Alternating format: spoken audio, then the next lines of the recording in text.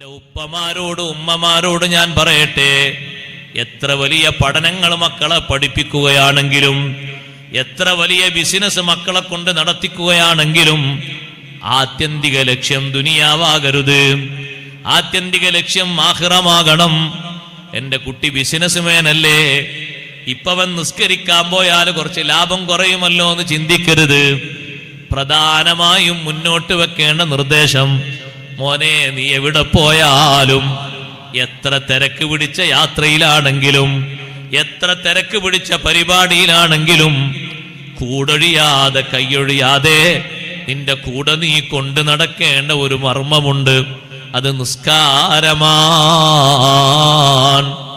5 വക്ത് നിസ്കാരം നിന്റെ കൂടെ എപ്പോഴും ഉണ്ടോ? നീ നല്ല തികവുള്ള മികവുള്ളൊരു യുവാവാണ്.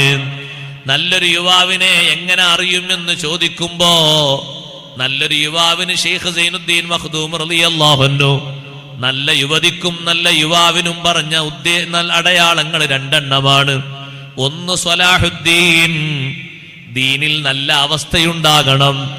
ദീനിൽ ഏറ്റവും നല്ല അവസ്ഥയാണ് സഹോദരങ്ങളെ 5 വക്ത് നേരത്തെ നിസ്കാരം കൊണ്ട് നടക്കാനുള്ള അവസ്ഥ. അതിലൊരു കുറവുണ്ടോ?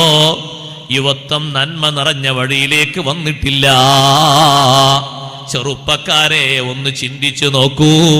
35 വയസ്സായിട്ടൊരു രോഗവും അല്ലാഹു നൽകിയില്ലല്ലോ. എന്ത് ആരോഗ്യമാണ് അല്ലാഹു തന്നത്.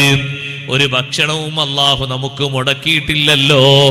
നമ്മോടൊപ്പം ഭക്ഷണം കഴിക്കാനിരിക്കുന്ന 60 വയസ്സുള്ളൊരു ഉപ്പ, ആ ഉപ്പാക്ക് ചില ഭക്ഷണം പറ്റൂല എന്ന് പറയുന്നു, ചില ചായയും ചില വെള്ളവും പറ്റൂല എന്ന് പറയുന്നു, ചില പഴവർഗ്ഗങ്ങൾ ഉപയോഗിക്കാൻ പറ്റൂല എന്ന് പറയുന്നു. നല്ല ആരോഗ്യകാലത്ത് നമുക്ക് ഒന്നും അല്ലാഹു മുടക്കിയിട്ടില്ലല്ലോ. ആ അല്ലാഹുവിന് 5 വക്ത് നേരം ഒരു നല്ലൊരു നന്ദി ബോധത്തോടെ ഇബാദത്ത് ചെയ്യുന്ന യുവാക്കളാകണം, ഇബാദത്ത് ചെയ്യുന്ന യുവതികളാകണം.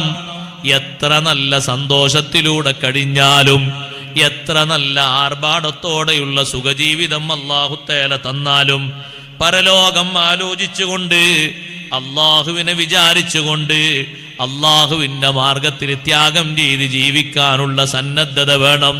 ദുനിയാവ് എത്ര മുന്നിലേക്ക് വന്നാലും, ചെറുപ്പക്കാരെ, ചെറുപ്പക്കാരികളെ, യുവതികളെ, യുവാക്കളെ, അല്ലാഹുവിന്റെ മാർഗത്തിൽ നിന്ന് പിറകോട്ട് പോകരുത്.